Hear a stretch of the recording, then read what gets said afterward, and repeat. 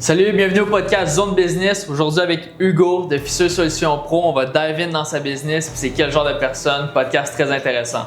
Fait que premièrement, Hugues, il y en a qui vont pas comprendre, mais Hugues, parce que tu es un de mes amis puis on se connaît bien.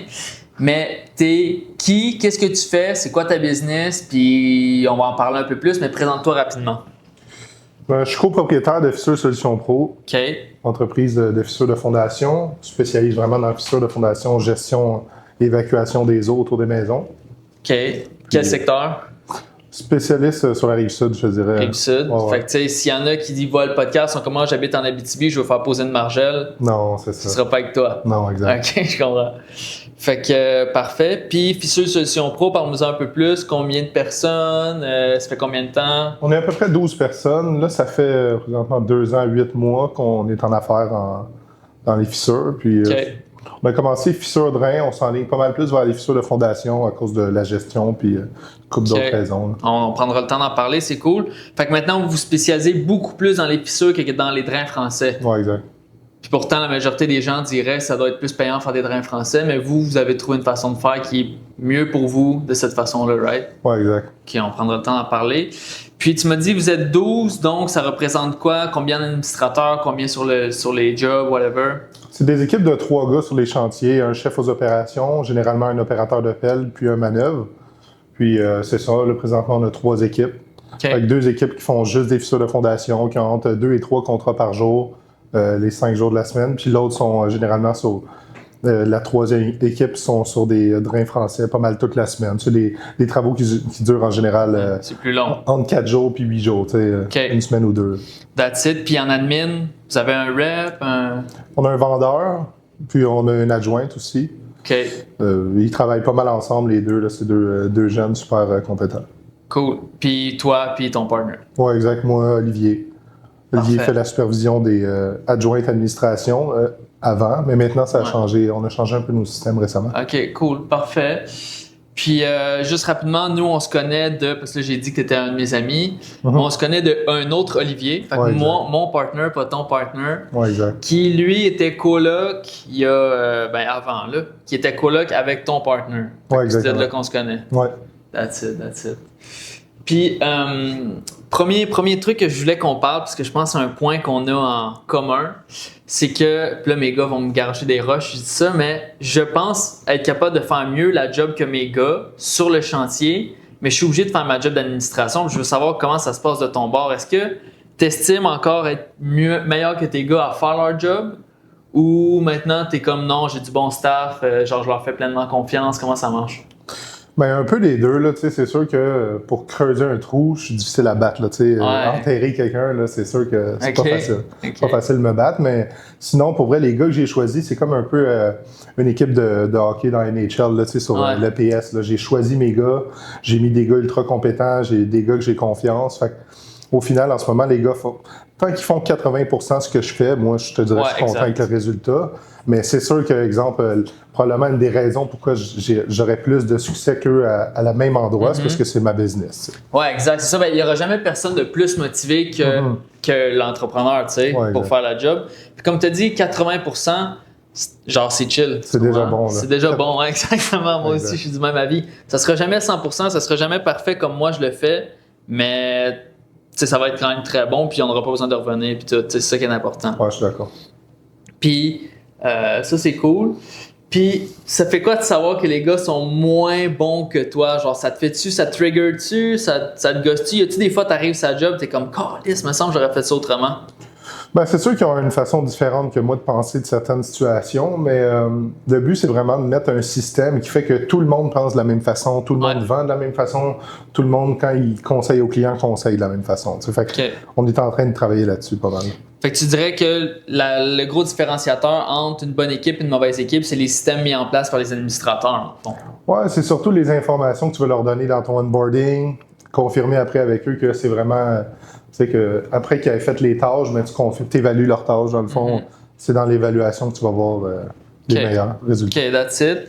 Puis vous prenez comment pour engager des gens? Comment ça fonctionne? Parce qu'on entend partout que c'est dur la main-d'œuvre, c'est dur. Puis là, toi, j'ai l'impression, en tout cas, que, comme tu dis, tu as une bonne équipe. Là. Fait que genre, comment tu t'y prends? Y a-tu des méthodes différentes? Y a-tu quelque chose que tu recherches de différent chez des personnes que tu engages? Comment ça marche?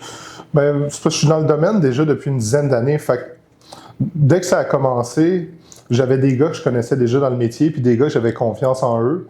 Puis tranquillement, avec le temps, ben, j'ai eu des employés qui sont rentrés dans notre roulement. Puis il y a des gars que je leur ai expliqué que je trouvais qu'il y avait beaucoup d'opportunités dans l'entreprise, puis que je voyais plus en eux que le poste qu'il y avait.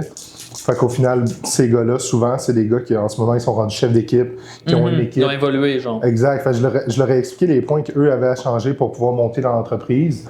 Puis au final, j'ai pris des risques. Là, ils sont en bonne place. Je te dirais que pour les nouveaux, en ce moment, on marche pas mal avec Indeed. Indeed, okay. Ouais, exact. C'est des annonces gratuites, mais les annonces sont très claires, sont quand même invitantes. Les offres qu'on offre sont vraiment claires quand tu vois dessus. Tu vois, les prix sont plus que compétitifs, les salaires qu'on offre. Ouais. Fait que, au final, j'essaie de faire comprendre aux gens que dans notre entreprise, tu commences à un poste, mais au final, tu peux finir à un salaire beaucoup plus haut. Puis tout, OK. Fait qu'il y a des possibilités d'avancement, fait que ça encourage les gens à venir puis à donner plus de eux-mêmes pour pouvoir évoluer dans l'entreprise, c'est ça? Oui, exact. OK. That's it. Parce que, puis t'as-tu déjà eu des histoires de fous, là, genre des employés, c'était n'importe quoi? Parce que moi, j'en ai eu. C'était quoi la paix que t'as eu, genre?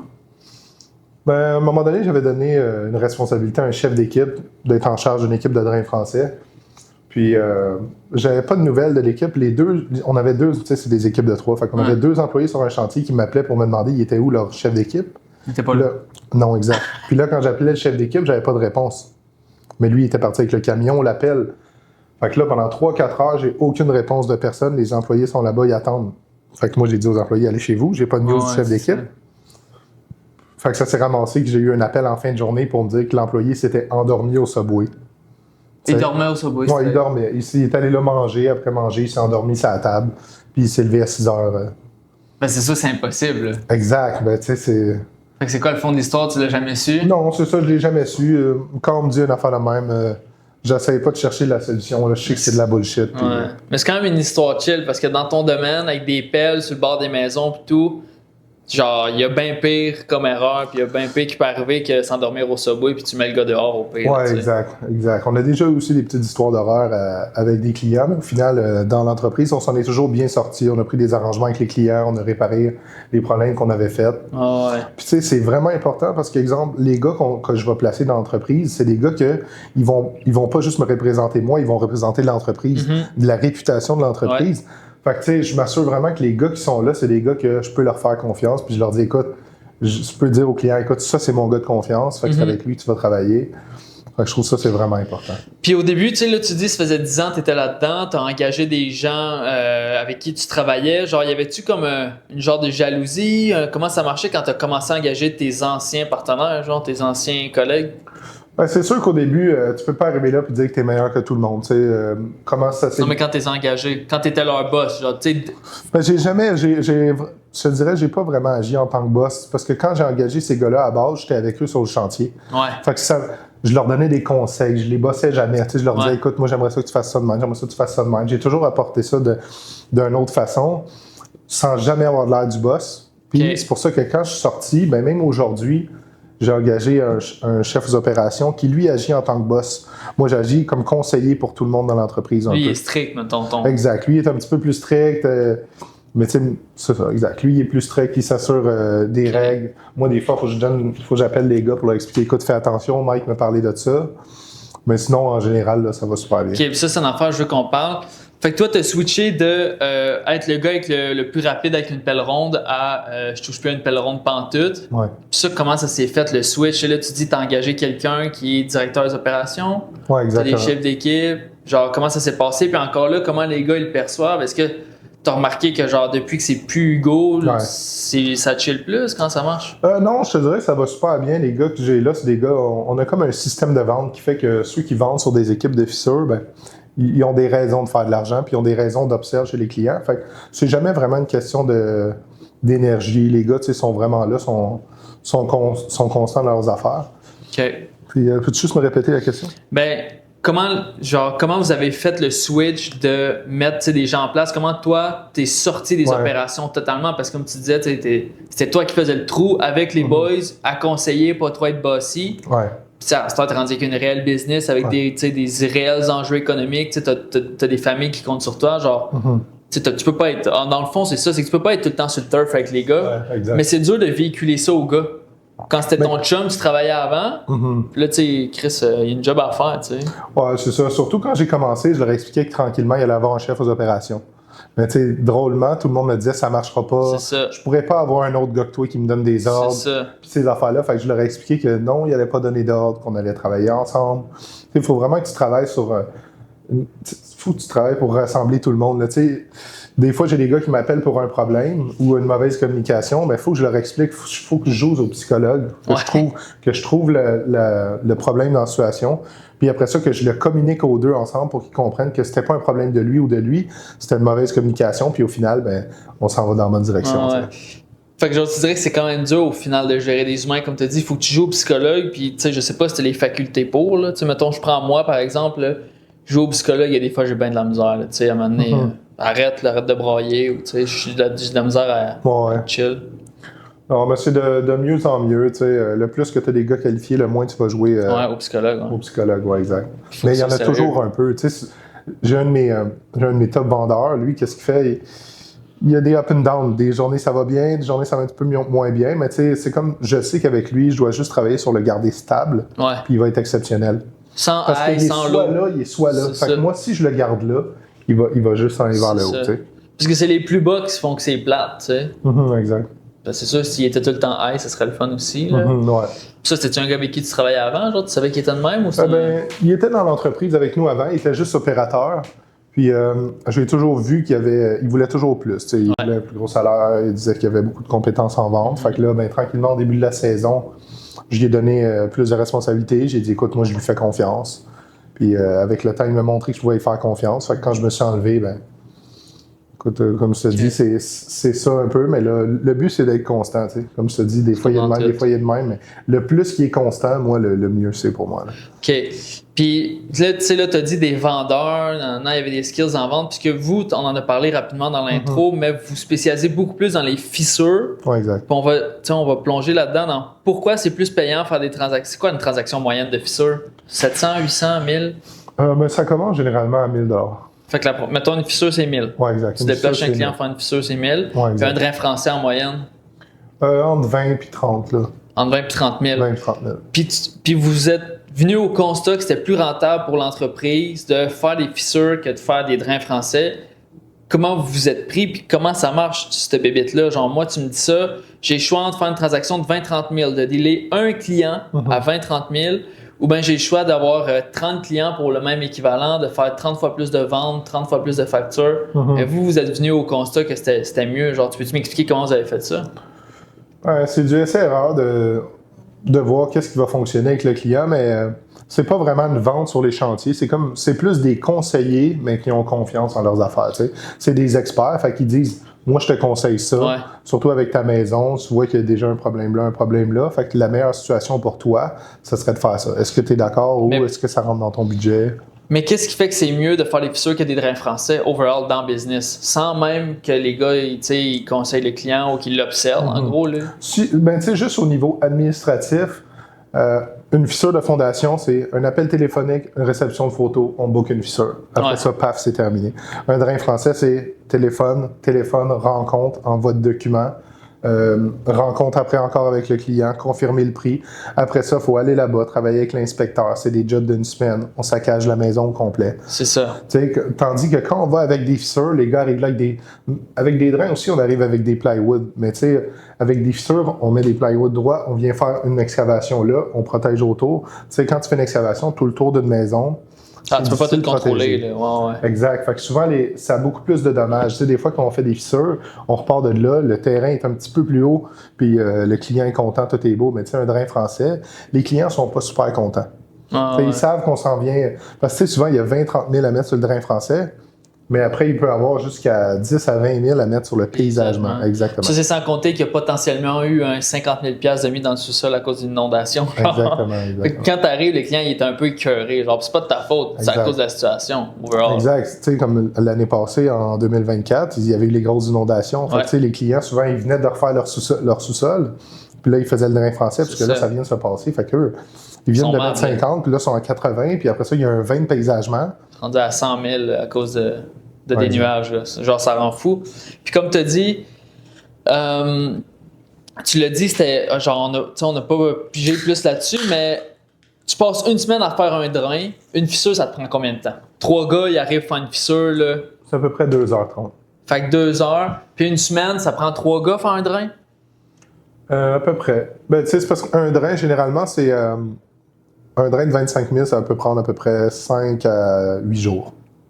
5 à 8 jours, ouais, c'est quand même long.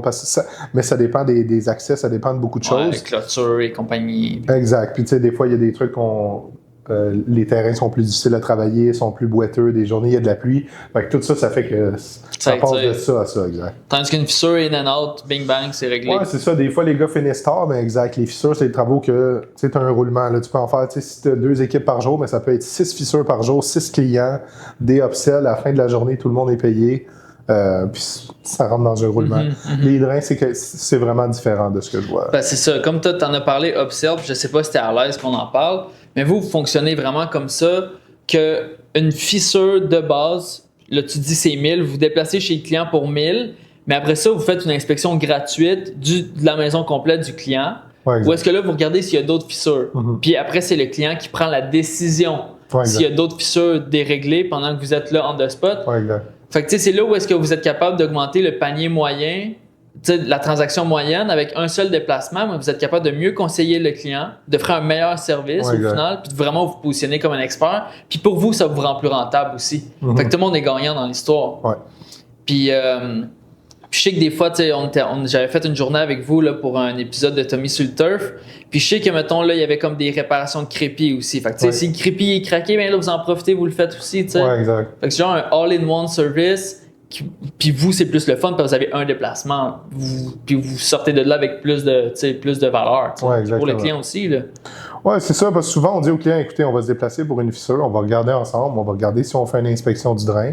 Quand il arrive là-bas, il peut inspecter l'intérieur, l'extérieur, il va regarder tous les endroits où vous avez des problèmes, l'humidité, toutes ces choses-là, on va trouver les causes. Puis après ça, on avance dans une meilleure direction. Ah, exact. Au lieu qu'il fasse une fissure, ça coûte 1000. Tu t'en retournes. Là, il te rappelle 2 semaines plus tard, si j'avais pas vu cette fissure-là, ah ben c'est 1000 monsieur. Fait que tu te redéplaces, tandis que, ben je sais pas si vous le faites, mais est-ce que, mettons, la deuxième fissure est moins chère que la première? Oui, exact. C'est sûr que le plus que tu as de fissures, le plus que le prix descend. C'est sûr que c'est pas exceptionnel, mais tu sais, il y a un coût quand même qui est toujours... C'est pas exponentiel, je veux dire.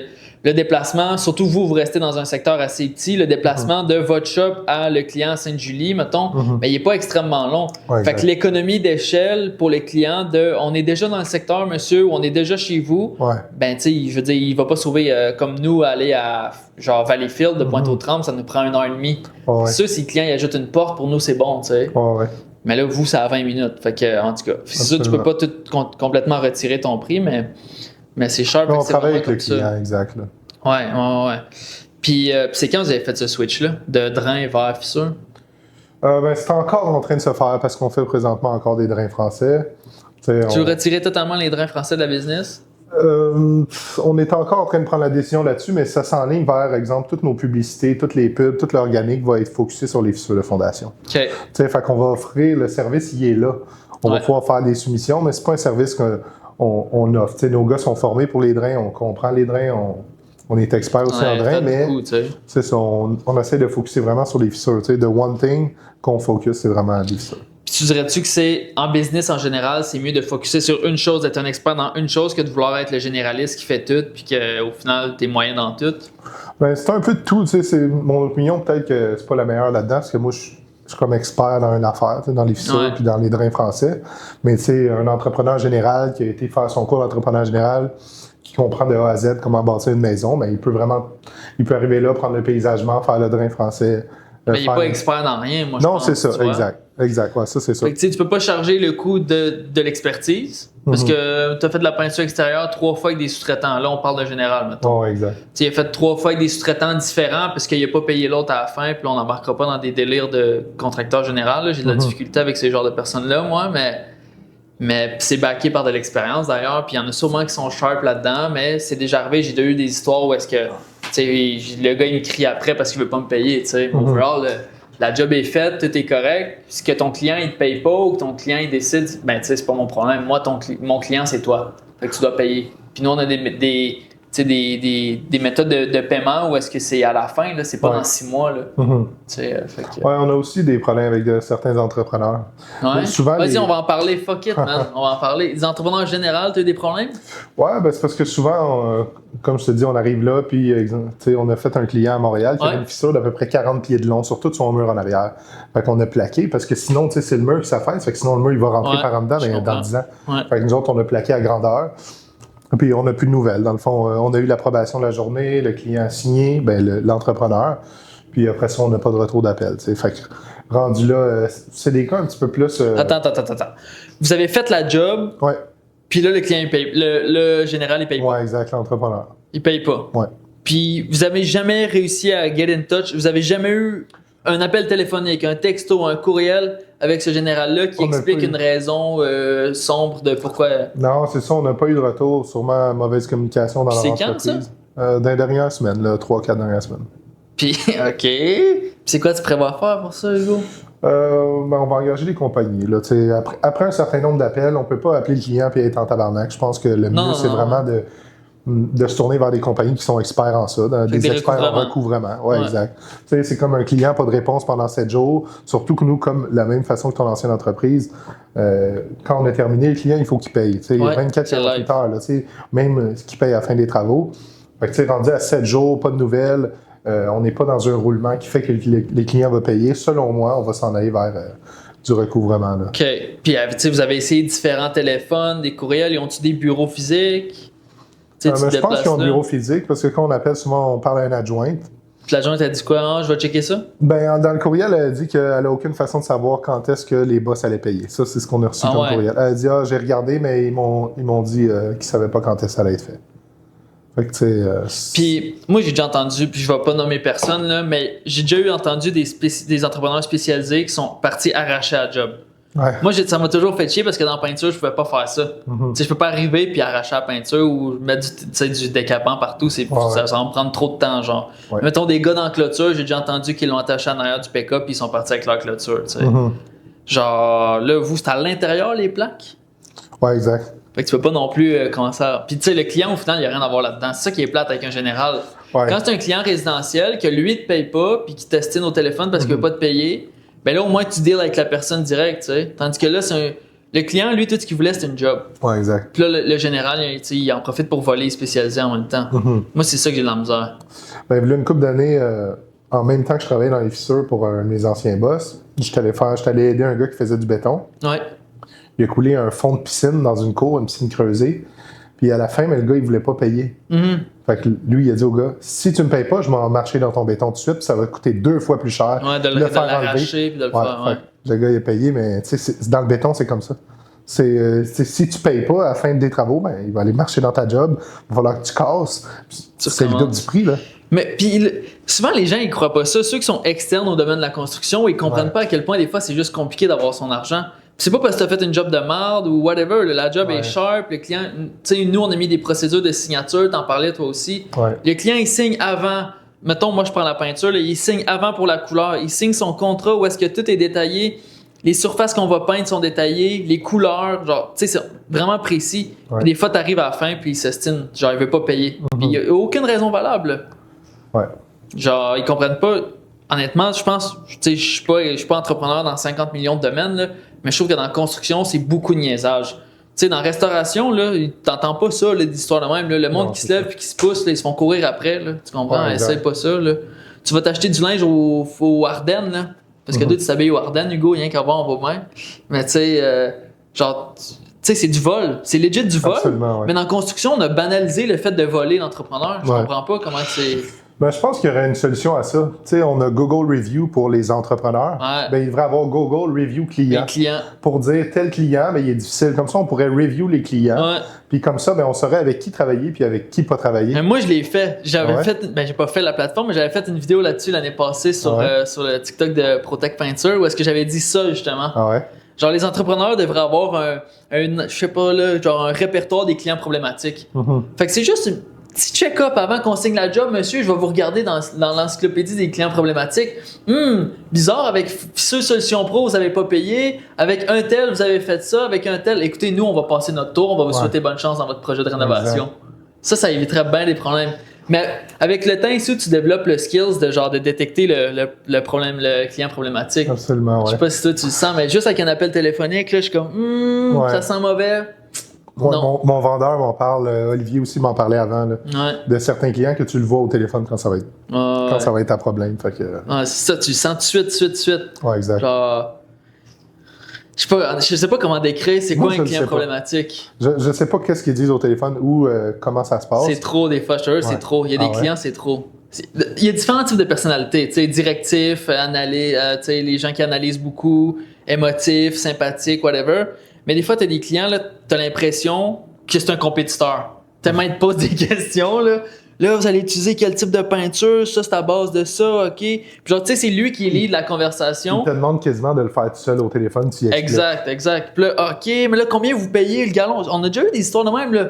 Combien vous payez vos gars? Combien de temps ça va prendre? Genre, ça te regarde pas, chum, là. Si je passe 6 mois ici, ça va te coûter le même prix que si je passe une journée. Fait que fais juste t'arranger pour, tu sais. Ouais. Mais déjà là, tu le sens. Parce que nous, ça nous est déjà arrivé, là, genre, mais là, vous avez passé 8 heures, 3 gars, là, je l'ai calculé, tu sais, je peux pas vous payer ce montant-là. Le prix, tu le savais avant, mon homme. Puis le fait que ça prenne 8 heures à nos gars, c'est parce qu'on a une expertise. Parce que tu aurais pu engager Joe Blow, qui l'aurait fait, ça aurait pris 24 heures, tu l'aurais payé à l'heure, ça t'aurait coûté le même prix, puis il aurait fallu qu'il revienne Joe Blow, puis t'aurais été en sacrement peut-être aussi, tu sais. Ouais, je suis d'accord. En tout cas, on va faire la petite entraide publicitaire, on va mettre le chien dehors parce qu'il est quand même fatigant, puis on vous revient. Dans la construction, perdre du temps sur la paperasse, les suivis, les soumissions, ça coûte cher, très cher. PlanUp, c'est pensé par les entrepreneurs d'ici, pour les entrepreneurs d'ici. CRM, facture, soumission, signature électronique, tout est au même endroit. Fini les pertes de temps et les oublis. Nos clients sauvent des heures chaque semaine et font plus de profit sans travailler plus fort. Essayez PlanUp dès aujourd'hui et reprenez le contrôle de vos opérations. Avec le code PODCAST, vous économisez 200 $ sur la mise en place du logiciel dans votre entreprise. Passez à l'action maintenant. Alright, perfect. Fait qu'on recommence ça. Je voulais qu'on parle de partenariat aussi parce que moi, je suis dans tous mes business avec des partners. Toi, tu as un partner. Puis on avait Charles l'autre fois que lui, il est tout seul. Puis lui, je sais qu'il m'en a déjà parlé comme quoi que c'était compliqué d'être tout seul. Il a l'impression que ça va moins vite puis tout. Je voulais avoir ton take là-dessus. Partner, partenariat, comment ça se passe, comment ça s'est construit, puis tout, genre, c'est quoi vos tâches, whatever, on en parle. Ben dans le fond, les 2 premières années, on avait comme un système juste de tâches à chacun séparées avec l'adjointe. Fait que Day One. Day One, tout était séparé, précis. Non, ben les Day One, on est tranquillement arrivé avec des tâches séparées. Ouais. Fait que tu sais, on faisait chacun nos tâches, les tâches qu'on était les meilleurs, chacun de notre bord. Il y en avait une quantité qu'on donnait à l'adjointe. Olivier était plus avec l'adjointe avant. Puis récemment, ben, cette année, on a mis un petit peu plus d'emphase sur détailler nos opérations, détailler les tâches. Fait qu'on a commencé avec Connecteam. On a fait comme un, je sais pas comment on peut l'appeler. Hein. Genre des processus par tâche, mettons, telle tâche, il y a un processus, telle tâche. Exact. Fait qu'on a commencé là-dessus dans Connecteam. Puis avec le temps, ben, là, on est en train d'aller dans Asana. T'sais, tristement, on va de... Un autre logiciel, tu veux dire? Logiciel en logiciel. Ah, c'est bizarre, ça. Ouais, exact. Ouais, hein, c'est bizarre. Fait que c'est ça. Puis, OK. Mais fait que tu dis Day One... Parce que dans le fond, si j'ai bien compris, de Olivier, c'est vraiment plus quelqu'un vente. Tu sais, il était courtier avant. Ouais. Tu sais, il avait vraiment son magic. On n'en parlera pas trop, là. Il avait vraiment son magic. Puis toi, tu étais vraiment, comme tu as dit, tu travaillais déjà dans ce domaine-là. Ouais, exact. Puis vente, tu sais, tu connaissais rien, fuck all. Puis ça t'intéresse-tu aujourd'hui? Ben, pas vraiment. Je suis pas un expert vendeur. C'est sûr que dans l'entreprise, qu'est-ce qui s'est passé au début? J'étais sur les chantiers. Fait que tous les systèmes qu'on a créés aujourd'hui, qu'on a comme dupliqués pour que les employés fassent, ben c'est moi qui les ai testés. Ouais. Tu sais, fait que l'accompagnement avec le client, tu sais, j'ai vu que je pouvais closer n'importe quoi ces chantiers. Ouais.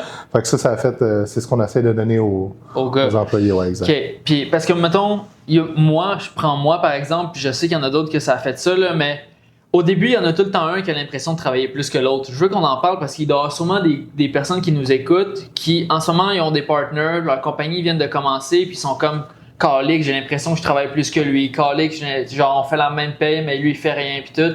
Genre, comment vous, ça s'est passé de votre bord? T'as-tu déjà eu ce feeling-là? Ouais, ben c'est sûr. J'ai souvent eu ce feeling-là au fil des années, mais au final, il y a des moments où il travaillait plus, où je travaillais plus. C'est ça. Au final, on veut que dans l'ensemble, ça fonctionne. Maintenant, on est rendu vraiment séparés. On utilise la méthode de IOS, visionnaire intégrateur. Fait que le visionnaire, c'est lui qui pense au prochain move, qui fait tout. Tu sais, en ce moment, on est en train de documenter, systématiser vraiment toutes nos opérations pour qu'après ça, on puisse, exemple, donner ça à une personne qui n'a jamais fait ça, puis que la personne, elle suive les étapes, puis elle sache où elle s'en va.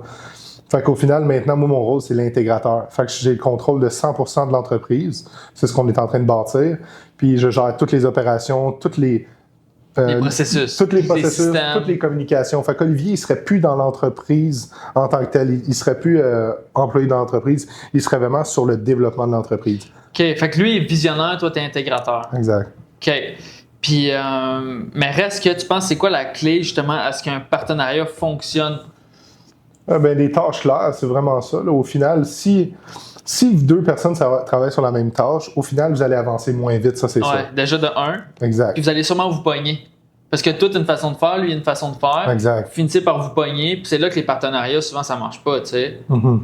Puis, ouais. Puis je pense, selon moi, ce qui fait qu'un partenariat fonctionne bien, c'est un objectif commun. Faut que vous ayez une vision commune. Si, mettons, lui, il veut un bateau, puis toi, tu veux une grosse business avec 300 employés, mais que lui, il s'en fout, il veut juste son bateau, là, mais genre, à la fin, ça marchera pas. Tandis que si les deux, vous voulez un bateau, c'est chill, mais si les deux, vous voulez 300 employés, c'est chill. C'est drôle de même. Mais c'est vraiment ça. Parce que lui, tout ce qu'il veut, live, c'est vider le compte, s'acheter son boat, puis aller flober de l'argent avec des filles sur le lac. Ouais, exact. Puis l'autre est comme, non, on va garder le cash, on va le réinvestir. Ça se peut que ça n'aurait pas marché, cette business-là, si j'aurais eu 2-3 ans de moins. Parce que, tu sais, quand j'étais un petit peu plus jeune, bon, j'étais un petit peu plus party. Fait que, tu sais, cette business-là est arrivée à un moment où j'étais plus mature. Fait que les décisions que j'ai prises, c'est pas les mêmes que j'aurais prises il y a une couple d'années. Fait que c'est vraiment... personnellement, je trouve la business... Avant, t'aurais dit que t'étais un gars de bateau. Ben, un gars de bateau, plus un gars qui chill avec du monde, qui boit un peu plus. Fait que, tu sais, depuis que je suis rentré dans le business, j'ai fait... Olivier, au début, c'était comme quand même un modèle. Pour moi, c'était un gars vraiment à son affaire, il sortait pas. Fait que, tu sais, rentrer dans le business avec lui, je savais que ça allait être un défi parce que c'est une personne qui a beaucoup de demandes, puis dans le bon sens, là, tu sais, il y a des hauts standards. Fait qu'au final, le fait d'être avec lui en business pendant 2 ans, c'est le fait que de plus en plus... T'as évolué. Ouais, exact, j'ai évolué. Puis aujourd'hui, on est rendu qu'on se fait assez confiance pour changer nos méthodes, faire visionnaire intégrateur. Fait que, tu sais, en ce moment, je peux dire, exemple, je peux pas te dire que je travaille plus que lui dans l'entreprise, mais j'ai le contrôle des opérations. Ce qui fait, je le sais c'est quoi, mais c'est des tâches qui demandent plus de concentration de cerveau. Fait que c'est pas des tâches, c'est pas le nombre d'heures qui fait, c'est les tâches, la complexité des tâches qu'ils vont accomplir aujourd'hui. C'est les résultats aussi, tu sais, parce que c'est ça le problème aussi que plusieurs personnes ont des partenaires, c'est qu'ils sont genre, moi je travaille 60 heures cette semaine à faire des jobs, toi t'as vendu pendant 30 heures, mettons 30 heures des jobs. Mais si lui, il arrête de vendre pendant 30 heures, toi, tu peux pas travailler 60 heures, tu comprends? Ouais, exact. Fait que c'est le résultat apporté, et non le nombre d'heures, tu sais, c'est le résultat vraiment plus que... Parce que si tu calcules en nombre d'heures, au final, tu es chez un employé. Ouais, je suis 100% d'accord. Fait que tu sais, peut-être que t'es mieux de retourner à ta job charpentier-menuisier plutôt que d'avoir une business si tu calcules tes heures first. Ouais, exact. Puis parce que, en tout cas, moi, ça a toujours été, mais je pense que vente, c'est le poumon d'une business. Genre, s'il n'y a pas de vente, ça marche pas. Fait que oui, peut-être que vente, ça a l'air plus facile quand on regarde ça, quand on a un opérateur de business ou on est aux opérations. Puis c'est mon cas, là. Moi, j'ai jamais fait de vente dans ma business. Puis il y a des fois où est-ce que je me disais, sacrement, il me semble cette semaine, j'aurais fait 70 heures, j'ai rapporté, je sais pas, j'ai fait des journées à 10 000 pour la business. Puis côté vente, ben, tu sais, ça a plus chillé ou whatever, mais au final, il avait peut-être vendu 50 000 dans la journée ou je sais pas. Là. Ouais, exact. Il a maîtrisé son skills, il a mis les bonnes personnes aux bonnes places, tu sais, fait que. Je pense que je suis d'accord avec ça, c'est sûr. That's it. Puis, fait que là, je veux savoir un peu plus quand ça marche. Par exemple, ton histoire de visionnaire puis tout, parce que tantôt on a dit vous devez avoir une vision commune. Mais là, est-ce que c'est lui qui apporte la vision puis vous vous alignez par rapport à ça? Vous partagez au quotidien la même vision?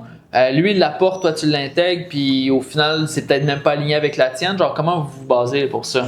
Ben, avant d'avoir pris ces décisions-là, on a fait notre vision, la vision de l'entreprise. OK, vous avez la même vision. Oui, exact. Fait qu'on s'est assuré d'avoir la même vision pour l'entreprise, ce qui est de systématiser les opérations pour qu'on puisse mettre des gens en place, pour qu'on puisse développer plus l'entreprise ou faire une autre entreprise dépendamment de qu'est-ce qu'on veut faire.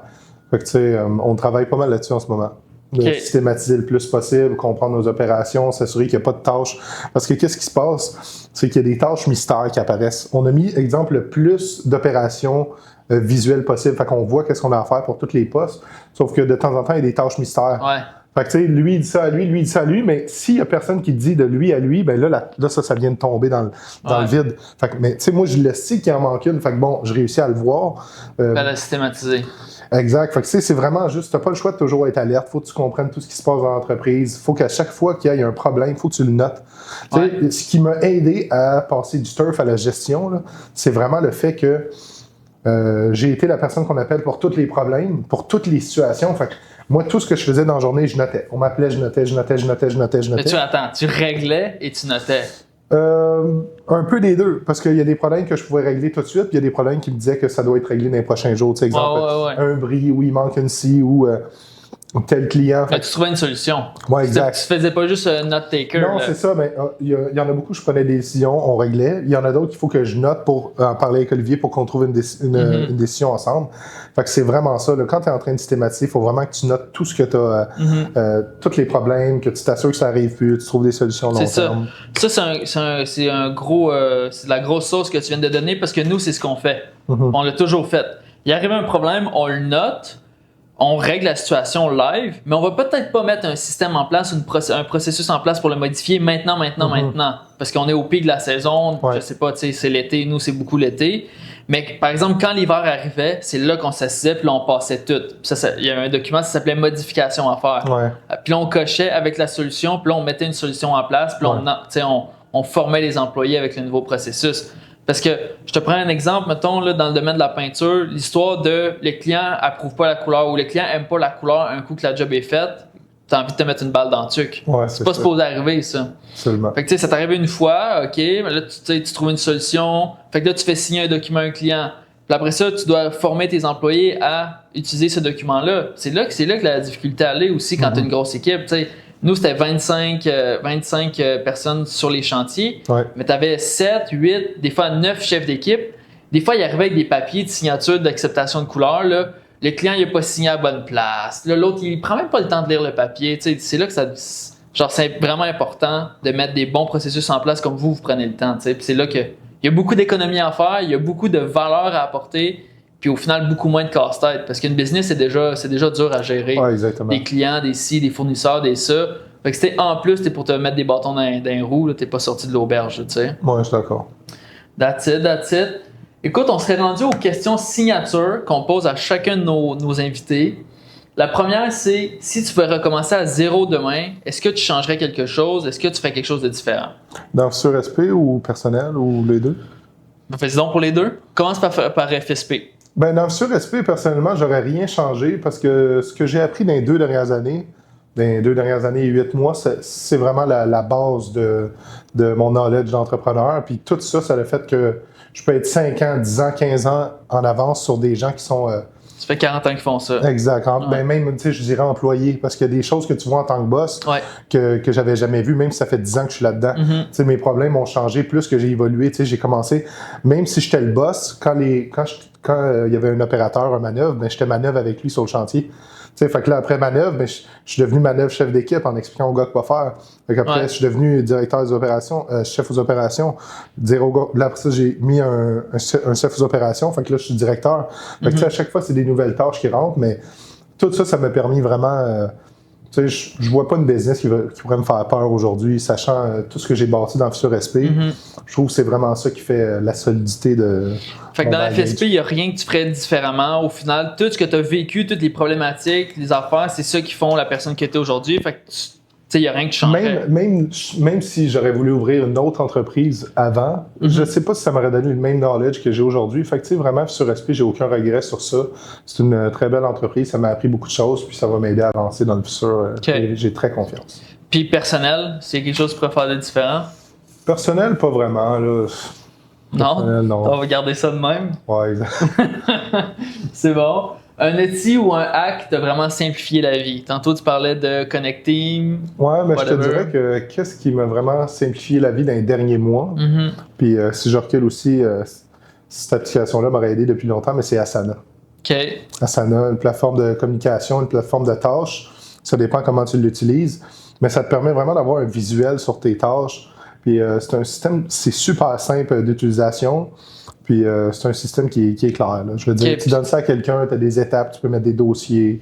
Je trouve que c'est vraiment quelque chose d'intéressant. Fait que c'est là-dessus que tu systématises tous les processus dans l'entreprise, genre, c'est ça? Ben c'est ça. Maintenant, toutes les communications vont se passer là-dessus. Tu sais, comme je te disais, récemment, on avait Connect Team, qu'on avait transféré nos premières opérations là-dedans. Ça a fait un premier template, ça a fait un premier essai. Maintenant, on va essayer Asana.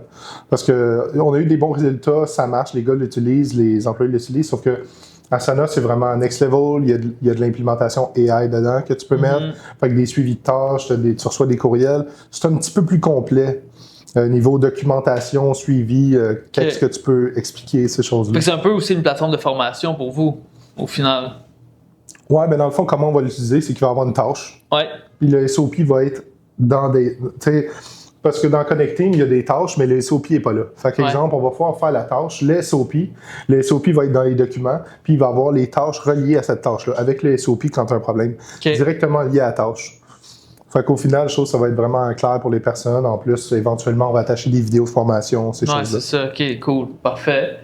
Ton meilleur conseil pour quelqu'un qui veut lancer une business dans la construction, mettons, une business dans le domaine de la rénovation, de la construction, ce serait quoi ton meilleur tips? Ben, mon conseil, c'est vraiment d'essayer de comprendre tes opérations, les avoir les plus claires possibles.